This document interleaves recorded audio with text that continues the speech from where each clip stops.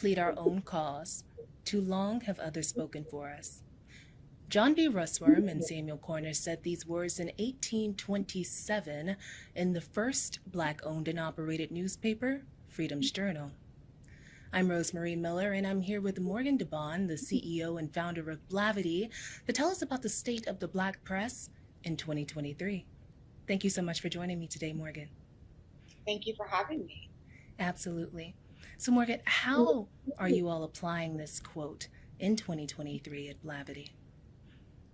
You know, it's an interesting quote. I think it's more relevant now than it ever has been because media and the internet have converged, right? So previously, the history of African American media, we had our own newspapers, we had our own radio stations, and as the digital revolution happened 10 plus years ago, a lot of African American businesses were disrupted, right? Just like every other media industry. But the challenge was that this new world of venture-backed media came about, and we were a little bit behind on creating digital media companies and owning our own voice on the internet. You know, you have things like Black Twitter, you have things like Vine, and tons of platforms where Black folks were able to share their narratives, their stories, and go directly to one another.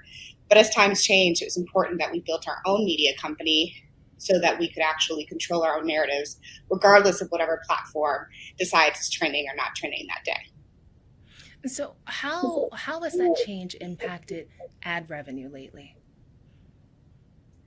Well, that's a good question. I think ad revenue fluctuates. It's seasonal, right? It's a reflection of what's happening in the consumer marketplace. Most of digital media's traffic historically came from Facebook. And as Meta, as a platform, particularly Facebook, has gone out of favor with many millennials and Gen Z, that has resulted in less and less people clicking on articles. And Facebook itself has been in quite a battle. You know, we all follow things happening in Congress, et cetera, around fake news and if Facebook itself is a publisher. And so they've actually leaned away from promoting in the algorithm content and news and then more in favor of personal stories and photos and videos and things of that nature. So the result is less traffic, right? Less traffic distribution from Facebook to publishers. And then with the evolution of AI, we're starting to see less traffic from search engines because they're able to just aggregate the information, get it to the customer, and then ultimately they don't have to click through to another website. So media overall is going through a huge transformation, and certainly Black media with a more limited advertising budget with different consumer companies, it can be tight, right? Companies like Blavity, we're highly diversified. We have conference businesses, we have talent acquisitions business. So we have multiple businesses underneath the Blavity Inc. corporation, which has helped us make sure that we're weathering the storm either way.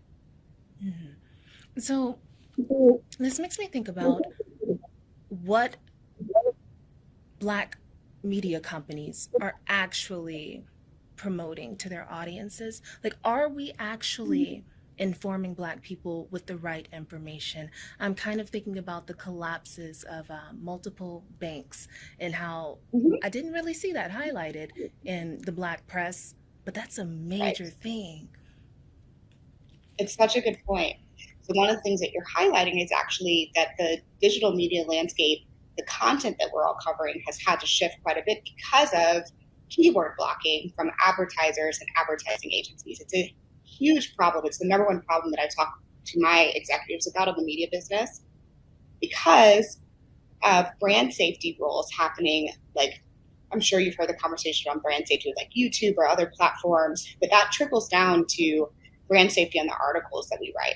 So we'll get a campaign from a big publisher, from a big agency or a big client, and they'll say, well, you can't write about Trump, Black, airplanes, bank collapse, and you'll have an entire list, sometimes 400 plus words, all the things that if you write about this, we will not monetize those pages.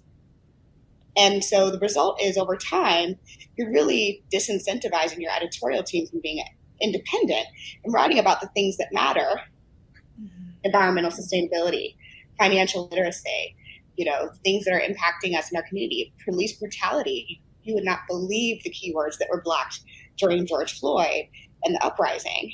And so you have to make a decision as a media owner.